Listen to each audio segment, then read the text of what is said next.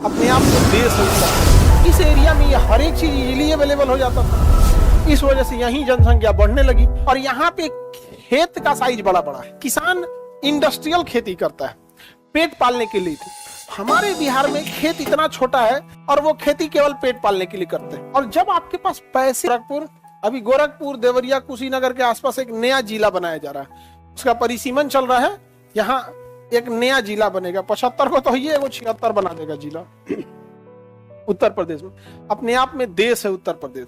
तो उत्तर प्रदेश को अगर हम फिजिकली देखें, ये तो नक्शा में समझ में आ गया ना, किसी को दिक्कत? बीचों बीच में देखिए लखनऊ और कानपुर, ये तो हम पहले ही पढ़ा दिए हैं। कानपुर और लखनऊ। अयोध्या देख लिए थे, अयोध्या तो देख ही लिए। अयोध्या एयरपोर्ट भी बन गया है। अयोध्या रेलवे स्टेशन का नाम अयोध्या धाम, अयोध्या धाम हो गया। क्या हो गया? अयोध्या धाम। ये सब पढ़ा दिए आपको। तो यूपी बहुत बड़ा है।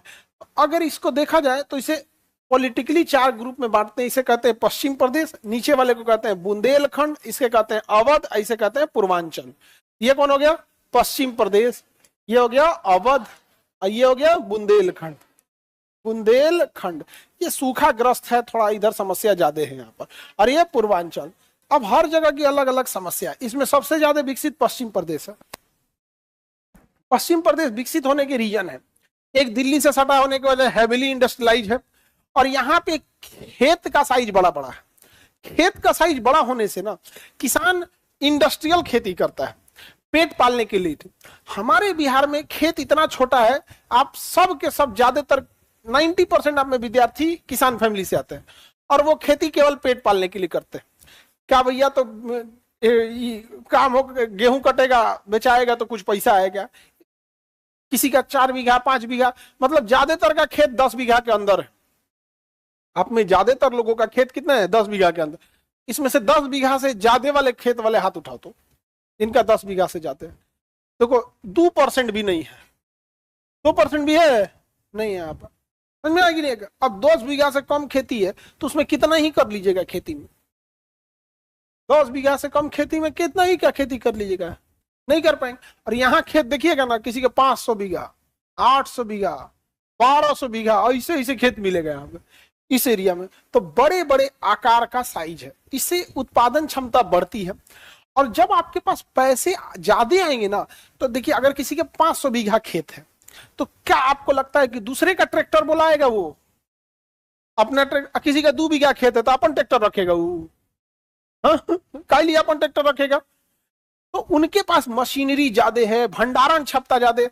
अब आप बताइए, आपके पास 5 बीघा खेत है तो आपका अपन गोदाम रखिएगा, और किसी के 1200 बीघा खेत है अपना गोदाम रखा, भैया हम काहे फसल अभी बेचेंगे, हमारा गोदाम है नहीं सड़ेगा उसमें, जाओ ना। और जब समय आएगा तो बेचेंगे, उस हिसाब से उतना पैसा उतना मुनाफा लेंगे तब बेचेंगे। आप समझ में आ रहा है कि नहीं आ रहा? किसी को दिक्कत? आगे बढ़े। इस एरिया में ज्यादा डेवलपमेंट। इसके बाद डेवलपमेंट अवध में है, लखनऊ है, कानपुर है। सबसे कम डेवलपमेंट बुंदेलखंड में। यहाँ पे चंबल की डकैती या बागी ये सब बड़ी ज्यादा होते थे यहाँ पर। पूर्वांचल बिहार से सट के है, आप इसे बिहार ही समझिए, वहां आधा बिहार है। समझ में आ गया कि नहीं आ गया? इधर से इधर शादी ब्याह खूब होता है, इधर का भी शादी ब्याह इधर भी होता है खूब। अब देखिएगा ना, ये इधर के शादी ब्याह एकदम कॉमन रिलेशन लगेगा यहाँ पर।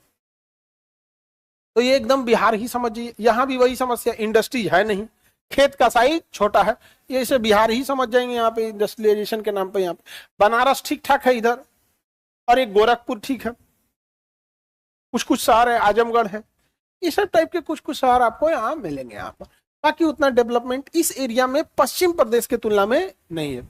और पश्चिम प्रदेश में पूरा का पूरा हैविली डेवलपमेंट है, वहां पर खेत की साइज भी क्या है, बड़े हैं। तो हमारे बिहार में है खेत का साइज बड़ा, छोटा होने की वजह से विवाद भी ज्यादा है और छोटा होने की वजह से रेट भी ज्यादा है। बिहार का आदमी एगो तो पैसा कम कमाता है और उसका कमाएगा ना तो खेत खरीदने में चल जाएगा, कमाएगा ना जमीन खरीदने में बिलवा देगा, या घर बनाने में, या दहेज देने में। बिहार के आदमी का पैसा जा कहाँ रहा है? इसे सब चीज में तो जा रहा है, दिखावा में तो बहुत है। ईएमआई पे बोलेरो लेके घर गांव भर घुमाएगा। बिहार का आदमी बिहार के बाहर जाके ईमानदारी से काम करता है, अब बिहार में रह के रंगदारी बतियाएगा। हम अरे दादा दादा हमारे जात में कोई आदमी ऐसा काम ना किया होगा, जाके गुजरात में लोहा पीट रहा है, यहाँ आके हरिश्चंद्र का नाती बनेगा अपने आप को। ऐसा लगेगा ना जैसे अशोक सम्राट इसका फूफा था। पता नहीं क्या हो गया है ना, बहसबाजी से क्या मिलता है। EMI पे आईफोन निकाल लेगा और उसका कैमरा बाहर रखेगा इस टाइप का उसमें, ताकि वो 3 गो कैमरा लौके यहाँ पर। पता नहीं कौन चीज दिखा लेंगे लोग। अरे वो हमारा आईफोन नहीं है, वो 10-12 हजार का मोबाइल है, वो 2020 का है, अभी तक चल रहा है मोबाइल। अब देखो यहाँ पे ज्योग्राफिकली ये एरिया रुहेलखंड कहलाता है। ज्योग्राफी के हिसाब से देखेंगे तो ये क्या कहलाएगा? रुहेलखंड। रुहेलखंड कौन सा खंड? रुहेलखंड। ये बोलो बुंदेलखंड। बुंदेलखंड। सूखाग्रस्त कौन था? बुंदेलखंड।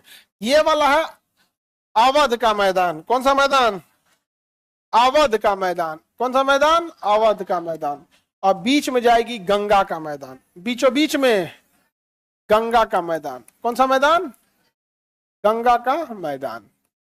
तो उत्तर प्रदेश में आप अगर ध्यान से देखिएगा, किसी भी तरह का नेचुरल कोई दिक्कत नहीं है, ना बाढ़ की समस्या है, ना पहाड़ है, ना सूखाग्रस्त कोई खास एरिया है। बुंदेलखंड खास एरिया है सूखाग्रस्त, बाकी एरिया ठीक ठाक। तो जब शुरुआत में सिविलाइजेशन बस रही थी, आबादी बस रही थी, तो आबादी पहाड़ पे जाके बसेगी, गढ़ा में, रेगिस्तान में। वही जगह पे ना जहां पर कोई नेचुरल दिक्कत ना हो, मौसम बहुत ज्यादा ठंड या बहुत ज्यादा गर्म ना हो, खेती इजीली हो जाए। क्योंकि उस समय तो आज से 200 साल पहले जाइएगा तो खेती के सिवा कोई रास्ता ही नहीं था, कोई रास्ता नहीं था, खेती ही सब कुछ थी। और उससे ज्यादा खुश होइएगा तो पेड़ लगाइएगा, फिर उससे बढ़ई कारपेंटर का काम करिएगा, दरवाजा, चौकी, पलंग, यही सब ना बना सकते हैं। यही था, नहीं तो लोहार का काम होता था यहाँ पे। तो इस एरिया में ये हर एक चीज इजीली अवेलेबल हो जाता था। इस वजह से यही जनसंख्या बढ़ने लगी, इसी बेल्ट में बढ़ने लगी। बढ़ते बढ़ते बढ़ते बढ़ते ये एरिया दुनिया के लिए जनसंख्या का एकदम भयानक सरदर्द बन गए हम लोग। यूपी बिहार की जनसंख्या भयानक बढ़ गई। अब इसी के बगल में हमारा क्या है? बिहार।